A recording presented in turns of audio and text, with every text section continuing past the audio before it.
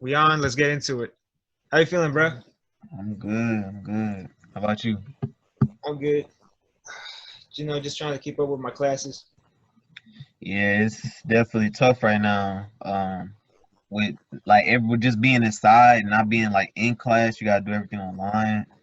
Yeah. It's definitely tough. But I mean, there's some advantages of it too, though. Like we've been able to do like I feel like a lot more, not having to go to class. We have to drive to class and stuff.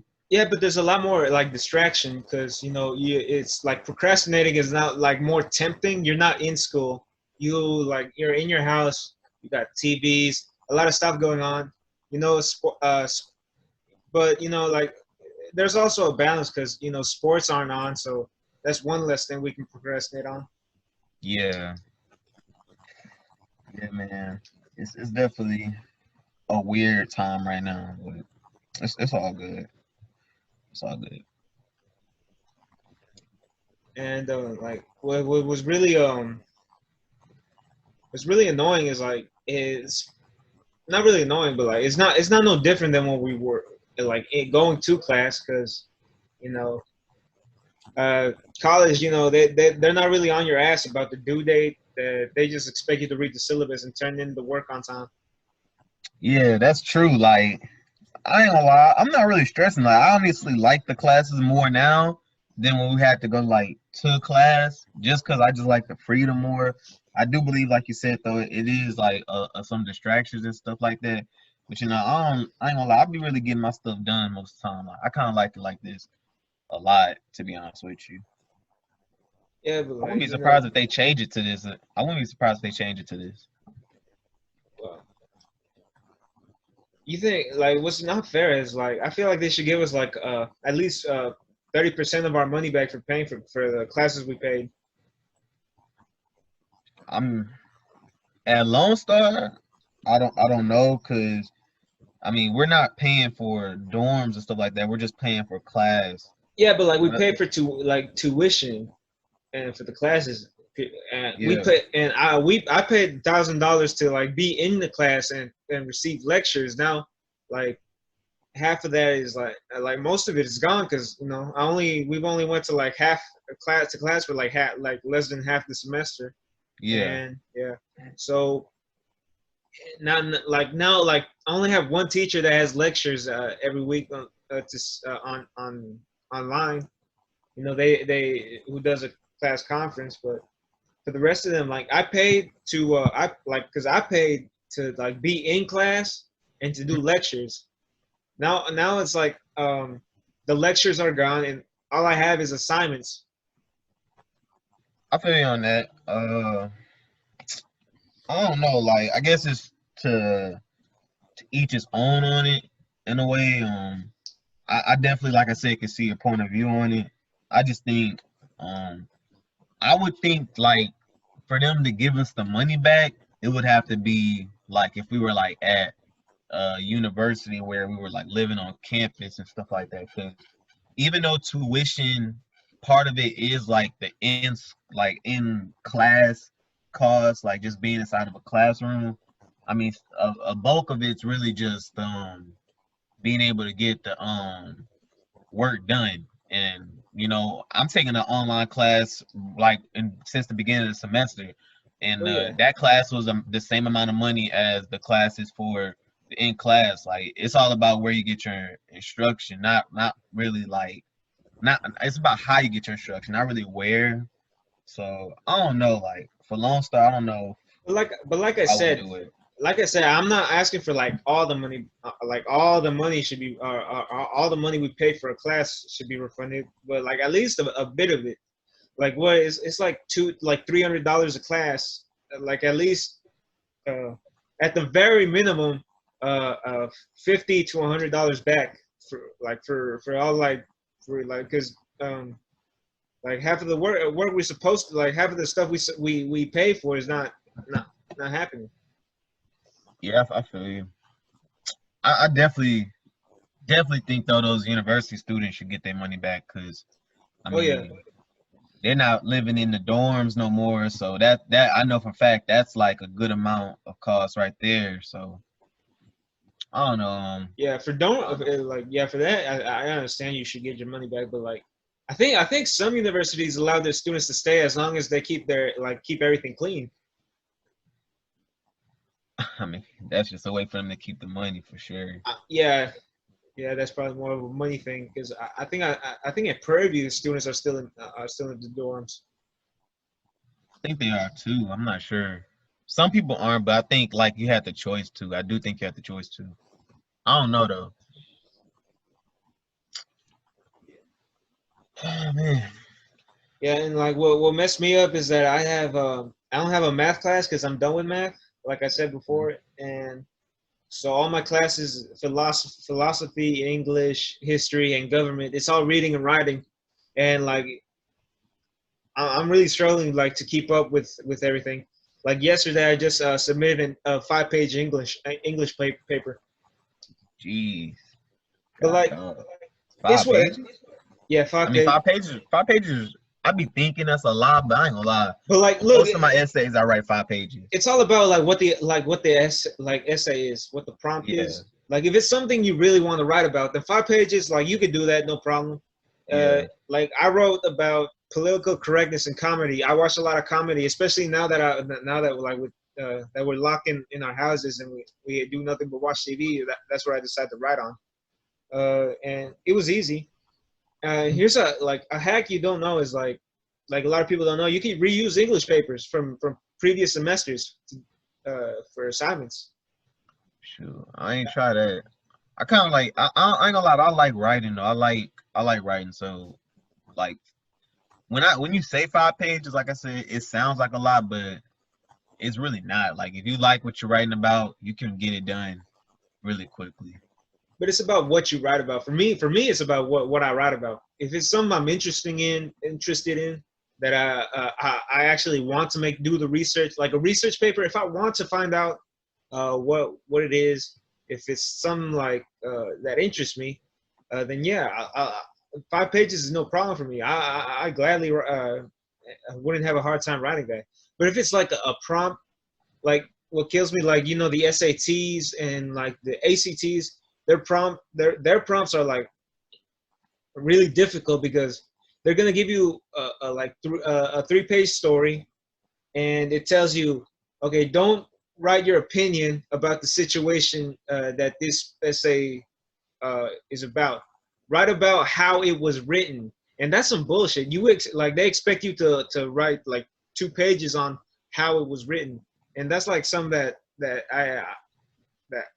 I hate. I can't even get half a page done if it's something like that. I feel you on that. Like, um, I definitely think that there's like some things like with school today where like it would be more efficient like if we was to write about or like just do an assignment, just do like anything we do over like how we would approach it than actually just like talking about, and jamming the facts in our head about, a situation. Like, I definitely think you need to learn the facts, but for instance, like I'm in a business class and all we've been like learning about is the terms and stuff like that all year, which is not a problem because you need to know that stuff. You know what I'm saying? You need to know what that means, the language behind everything and stuff like that. But it's like we don't really have any type of like exercises that like challenge us to say, all right, if you were in this situation and what would you do? How would you react to it and fix it? I feel like to me, like if they do stuff like that, that would end up being better because it puts you in a job setting for real and not just, you know, doing, you know, memory work to on a test. Like, I understand, I know what so and so means, but it's about how you use so and so to get a problem done. So I definitely think like just in school in general, like that might be something that we need to do better on because like that's what's gonna actually help us get a job if we actually know how to do it. You know what I'm saying? Like my least favorite writing assignment is when they ask us to do a book report. Book reports. Yeah. it's really like it's tough for me to read already. I'm easily distracted, and I already struggle with reading. But like when you tell me, especially if it's what makes it worse is it's like a book I have no interest in reading. Like it doesn't interest me in any way. But I still have to like it's like forcing myself to read something, which is a horrible feeling. And Mhm. I'm not as enthusiastic. Like it's easy to write a book report when I'm enthusiastic about what I'm reading. Like Yeah. I watched one thing that got me interesting in reading. Like you're not gonna get me interested in reading by sending me to a class and telling me these are books that you have to read. No, like what got me interesting, what makes it interesting is like I went on YouTube and I went to there was this video I found. It's called top 10 books banned in countries, and then like that is interesting. Like Yeah. that really caught my attention. And I saw like there's books in it like American Psycho and Catcher in the Rye, and I was like yeah, this like that's something I'm interested in reading because it's banned. Like it's intriguing. I like it catches my attention. So I don't mind like writing a book report on that. But like when you tell me these are you got to choose from these three books that to make a 5-page writing assignment like that's what like really messes me up, and that's where I really struggle. Yeah, man. I don't. I mean, it's like the way I always think about things is like there's two ways you gotta think about it. I think your way is like what a lot of us feel like, and like it's very true. I think the teachers in them way though, it's like they don't want us to just like write about the same thing. So they tell us, here, read these books and write about this because I want to hear your opinion. Like they want to broaden our opinions on topics and stuff. So I feel like that's why they do it. I do think that it would be better though if they would say, look, I need you to write book on a book report on a book in this type of genre and then let you pick like, because I understand what you mean. Like when they say you got to read this, or this, and it's like you're like looking at it and you're like, I don't want to read this, or this, then it's definitely gonna be hard to write something. But I feel like their whole point of doing that is they want to broaden your mind on other things other than what exactly that you just like. Because like I'm not gonna lie, if all teachers did that, then we probably would just write about the same things over and over and just keep on building on it, you know, instead of like writing about something that we never knew about, but we could learn and write about too. So I think that's the reason why they do that. I obviously don't know, but I think that's why. I just think that maybe I think that the process of like doing it and getting it done is where stuff is like mixed. Like instead of just saying, like you said, you got these three books, you pick out them three books, like they should probably just say, just read an adventure book and you pick any adventure book you want Oh and yeah, just come back. That would I feel like be better because at least you have a choice to say, all right, this is what I want to do. for You know sure. what I'm saying? Yeah, I hear you. So I don't know. Like I wrote a book report my senior year of high school, and it was a book our teacher just told us it had to she just told us it had to be a book from 1990 and up, written through that like in the modern era, and Yeah, it had to be at least 150 or 200 pages. I don't really remember. 200 And pages or no, words. the book. Oh, okay, okay. I'm about to say high school with 200-page paper. Heck no. Not like it's Huh. I think it was like 3 pages or something like that. I don't really, All right, that's but not bad. like and I chose a book. I forgot what the title of the book was, but it was a really good book, and I enjoyed reading it. It was about two football players. One a quarterback who lives in Montreal, and a wide receiver who lives in Austin, Texas, San Antonio, I think San Antonio, Texas. And they go to the France to play football for a semi-pro team to see if they could go they can get more offers to go to a D1 school.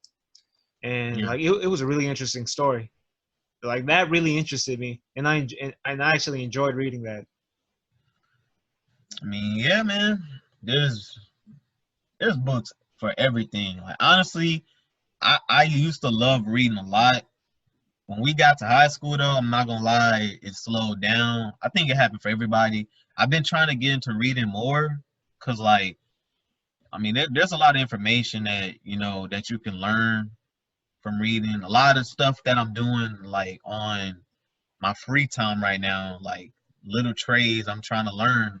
I've been reading books on them, and that's how I'm getting better at those trades or whatever. But you know, I don't know, man. It's definitely a tough topic because like it's not tough. I think it's just like you gotta want to talk about it. But I just don't think that's like a conversation that people are ready to discuss. You know what I'm saying? So I feel you Yeah. on that though about that. Like you found something that you liked. She just set a filter on a time, and you wrote it and you learned about it. And I mean, at the end of the day, I feel like that's all that matters. Like if you read something, you learn it, and then you can describe what you learned, then you're fine. You just gotta put filters on, what you want your students to learn. Probably, I don't know. Yeah. Well, we like took up half of the time just talking about school, like, but yeah, let's not let's try not to stress about it too much. Yeah, there's no reason to stress, man. When you could fill up a 16-minute conversation about schoolwork, I don't think that's a good sign. 17 minutes. Like, I mean, shoot, that means that we get a good conversation, and a lot of like people they'll just hit that with one word response. You know what I'm saying? I know I'm gonna get to studying right after this. I'm gonna Probably, yeah, me do too. I some got a work. test. This is what I, this is what I was doing before I came on here. I was studying for a test, uh, yeah. and then I was trying to cop some merchandise too. Hmm. Flipping. Yeah, Like, yeah, let's move on to like whatever, like some more entertaining. Like, I think the draft just happened 2 days ago. Just yeah. we just wrapped up. How do you feel about how do you feel about this year's draft class and how your team drafted? I mean, I feel like this year's draft class was pretty good. Like, I think it was underrated because with everything going on with the virus and stuff. But I feel like the draft class had a lot of like good talent. I ain't gonna lie, the Saints, man, I didn't like how we started off just because I feel like just looking, our offensive line was pretty good. But I mean, so when we took Ruiz, I was like, dang at first, but That was a good I pick. mean, it was actually end up being a good pick because we can end up putting McCoy. I think they say they want to put him at guard or something, which would be all right because he'll be in his natural position. I think they said, and then Ruiz can start at center. We'll have a young O line. I think that's the most important thing.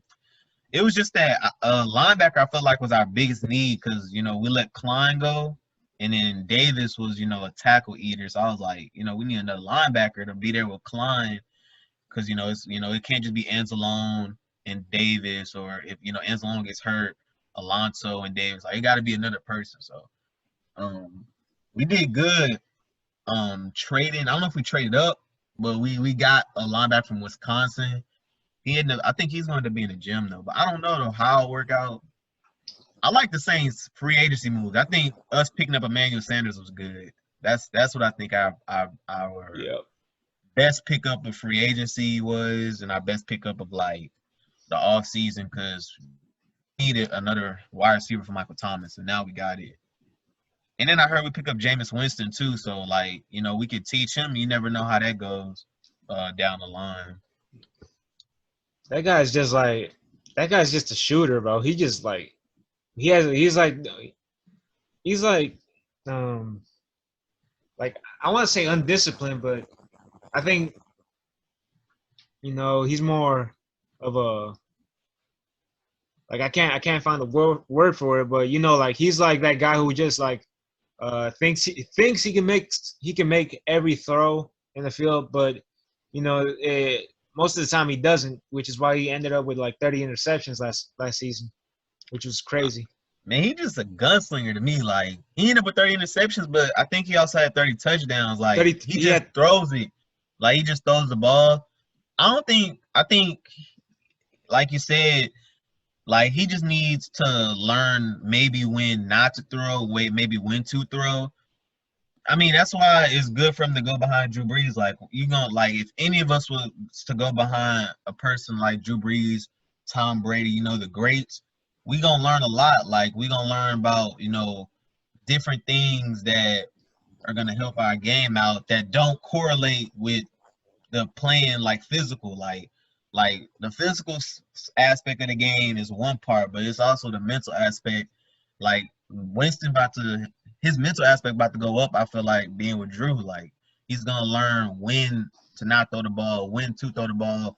He might learn little tricks like, all right, they got two safeties over here, so if we go down this little seam right here and you hit them at this specific spot, you know what I'm saying, it'll be a good 15-yard gain instead of trying to go one-on-one with Michael Thomas against two safeties, for a 75-yard game. We'll just get the 15-yard and go for first down. Like that stuff actually, I think, actually matters. Like, that's probably stuff, and that's stuff that you gotta learn, you know. But I don't know though. We'll see. I think Jameis is a good player, man. All the players in the NFL, I mean, they made it, so they're good.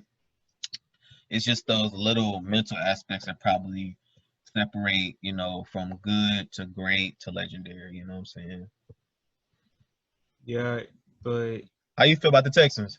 I don't really feel so good about it because we didn't have a first round pick again. I don't know how y'all didn't get a Because first round pick trading DeAndre Hopkins. That don't make sense. Y'all should got I like 2 first round picks. I know we should, but it just doesn't make sense. Which is why we like all the whole fan base is mad. We had a good draft class, but imagine how better it could have been if we kept DeAndre Hopkins or had a first round pick. Because not only that, we also traded Clowney last offseason, and we still didn't get a first round pick. I mean, we got 2 players, but they're like one of them is probably gone. Did y'all And get any pick with Clowney? Like a second round, third round pick? I probably I should think got third round.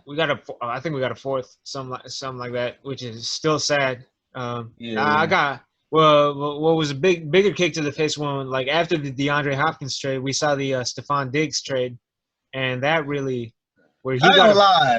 I remember it because I was like, I woke up that morning. I said, they traded DeAndre Hopkins? Wow. And I looked at the trade. I was like, bro, this trade is trash. I'm not gonna lie. First of all, David Johnson, a great player. But like y'all already have like a running back, I think. Don't y'all got Lamar Miller and do y'all yeah. still have Deontay Foreman? So I was like, No, why y'all no, we don't need? have we cut All right, Deontay. so he's probably making up for Deontay Foreman. So I mean, so David Johnson can make up for him, but like y'all got David Johnson and like no first round picks, and like DeAndre Hopkins is literally to me top 3 in the game. You know what I'm saying? At wide receiver, like that was crazy. And then the next day or day after that, we saw the Stephon Diggs trade. I was like, hey, you know what I'm saying? Like this is Stephon Diggs' value. DeAndre Hopkins' value is definitely more than that. That's the way I was thinking about it. Like, I don't know. That was tough. I'm not gonna lie, man. That was tough, but It you just was, gotta wait it out. We never know with these things, honestly, man. We fans, like but behind doors, you never know what the team's plans are and stuff like that. if like what hurts me is like the only way Bill O'Brien is gonna get fired is if the Texans have a bad season, which next year an 8-8 season, and he's out the door because it's his moves that put us in this position. But like if DeAndre Hopkins like takes the next step up and he like carries the team to like an 11-5 or 10-6 or 12-4 record, which I do believe he can do it, bro. And, Now I ain't gonna and lie, the Cardinals I feel like are gonna be good next year. oh yeah, They most made definitely. some good. They made some good moves. I think the Cardinals gonna be a low key good team. And in y'all division, I don't know. Like I feel like it's still like wide open because like nobody like significantly got better in y'all division. I'll say Tennessee might be y'all's biggest threat though, because they coming off Yep. momentum. Like I know like when you coming off momentum, you ready to go. Like the only thing stopping them right now is this coronavirus. Like they was almost Super Bowl bound. Like I know that they just working hard to prepare for next season. The Colts, I probably got to watch them a little bit because even though they didn't make like any big moves, I know they got Phillip Rivers at quarterback, so now they got a pretty good solid quarterback. And then they picked up, I don't know who it was, but they picked up a running back in the draft, and I think like Oh, he was it's really good. Jonathan Taylor. He's a Jonathan beast. Taylor from Wisconsin, right? Yeah. He a beast. That's what I'm saying. So that's some really good moves right there. Like the only thing is the Colts don't look like they got too many like cold wide receivers. I don't think they have like they got T.Y. Hilton. He a burner though. I don't think they have like a straight up possession. I mean wide receiver. To catch against two guys like a Michael Thomas guy. I don't think they have that. That dude I'm not sure. I don't know their team. that dude Pascal is pretty good. He might take another Yeah, step. Pascal is pretty good. He You're might right take about that. he might take another step this season though. And like they have a really strong receiving core. And T.Y. Hilton was hurt last year, so and he's more of a do it all, but he is undersized. He's a burner. He could also do run some under routes. But Bro, like yeah. T.Y. Hilton, he, to me, is one of the most underrated wide receivers in the game. Like, yeah, he makes the Pro Bowl, and he makes like, he goes off in some weeks and we talk about him, but it's like we don't talk about T.Y. Hilton. I feel like with enough like respect. I would feel like in the game, like if that makes sense. Because like when we talk about the best wide receivers, like top 10, I'm talking about like top 10. We automatically talk about Keenan Allen and Julio Jones and what I'm saying, Michael Thomas, DeAndre Hopkins, Adam Thielen, maybe. Some people say Stephon Diggs. We automatically talk about those type of players. But like we don't ever and Odell, Jarvis Landry, all them type of players. But like we don't really talk about T.Y. Hilton. But T.Y. Hilton be doing numbers. Like his numbers be pretty good. Yeah, Not gonna lie. T.Y. Hilton when healthy, he's top 10. To But me, I think so. yeah. Reason I like him, but like we're reason like he for some reason he just gets disrespectful when he steps into NRG Stadium. Uh, I but mean, man, it's a he just talking his stuff. it's a rivalry though. I get it.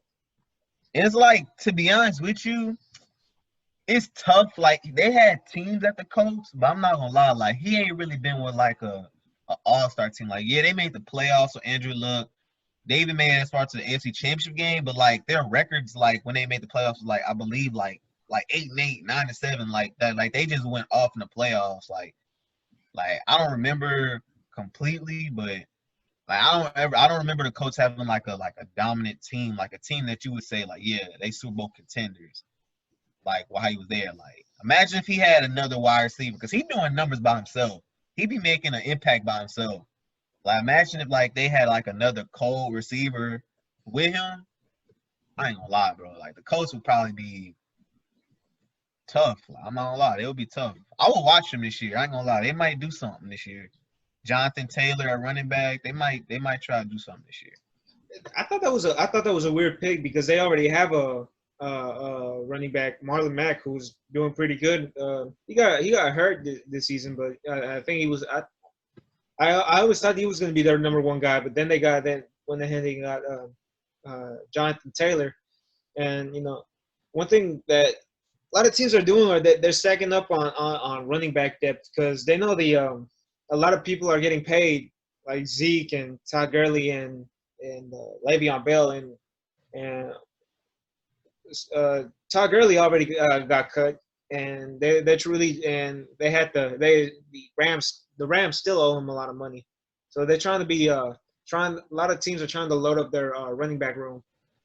Not just that too, but like, bro, I believe honestly, football is the game where you're as good, your team is as good as their backups. Like you need to have backups come in the game and be able to perform almost as good as your starters. Like especially on offense. Like I don't know how much I believe this. Like I can stress.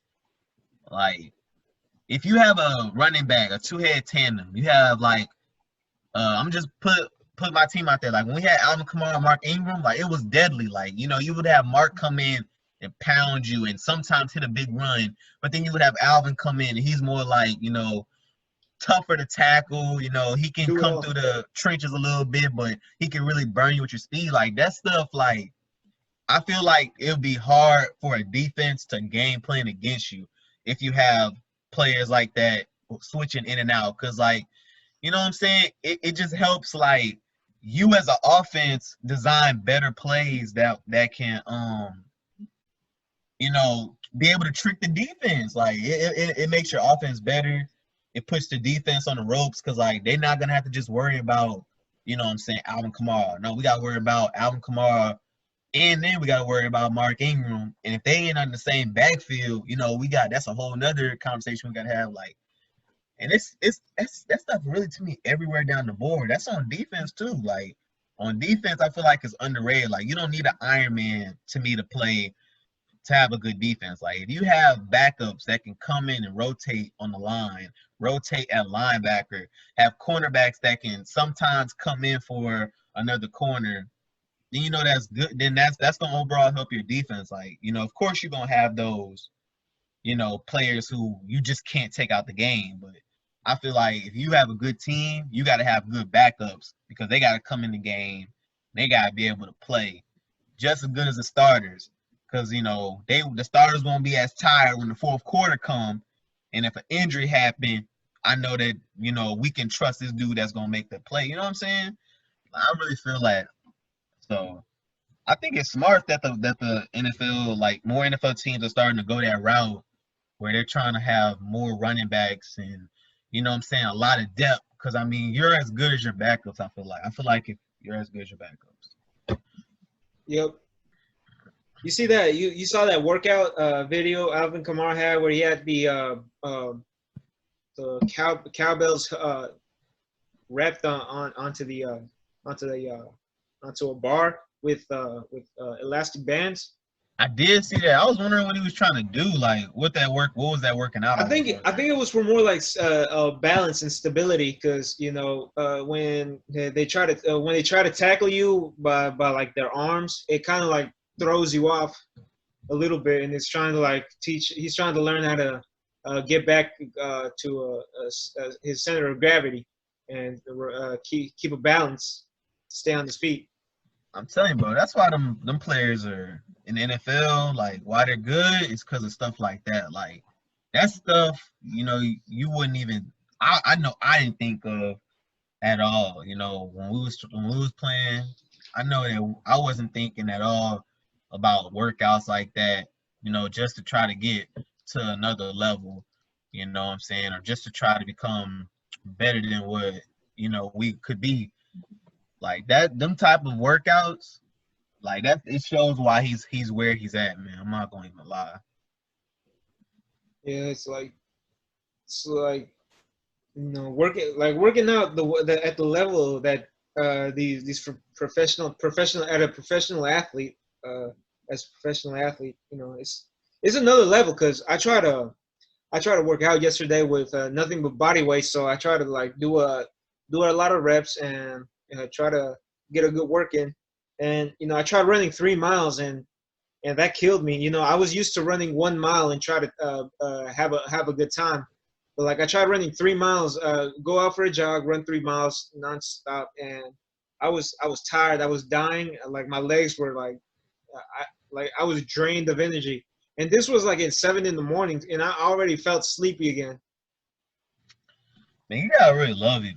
Like, if you really want to be good at it, I feel like you gotta love it, you know, because it's gonna test your like love. Like, I'm not gonna lie. Like when I was at Austin and I was playing, bro.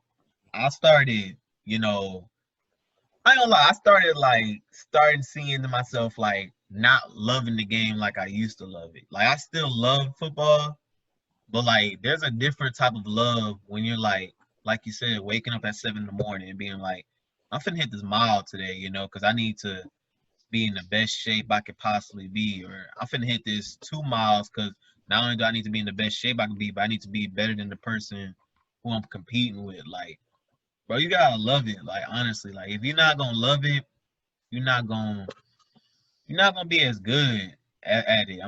I feel like that you gotta really love that stuff, man. You can tell that, a lot of those players they might do it for money now, but at the same time, you know, I feel like maybe there's like some type of love up in there. There has to be, because to say I'm gonna wake up in the morning and do this every day,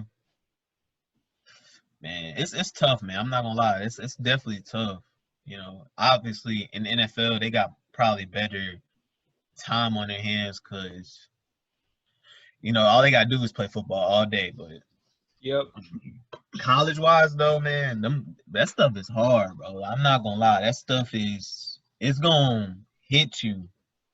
It's gonna hit you all type of ways, from financially, from school wise, educational wise, and then also playing wise. Like it's gonna hit you. So Yeah. you gotta love it, man. You really do gotta love it. I feel like. Yep. That's the way it is, bro. Like, all right, man. We about to wrap this up, bro. Anything you want to say before we head out? Shoot, not really. I'm glad I could like get on here with you, bro. Like help you out with your channel, whatever. I feel like I ain't have that much of a platform, but like you said, we just speaking. So it's all about having fun, bro. yeah. Even then, like hopefully we produce some entertaining to watch, bro. I appreciate you. Yeah, you too, man.